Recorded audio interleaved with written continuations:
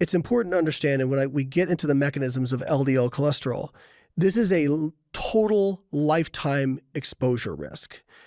And so when you have people coming in who we don't know what their baseline LDL was, because now if we were doing this experiment, what would probably happen is you would randomize the groups based on their baseline LDL or based on some other marker, maybe calcium score, whatever it is, so that you can have some degree of confidence that you don't have differences at baseline. But they didn't know any of this stuff back then. They didn't have those tools available to them. And so I think it's also important to point out when you're looking at these studies, where I think the average follow-up time in this study was about 1 to 2 years. That's a pretty short period of time to actually see any real differences in progression of cardiovascular disease and to try and actually find hard endpoints. And as we'll talk about here with some of these other studies, the overall number of deaths are very, very low.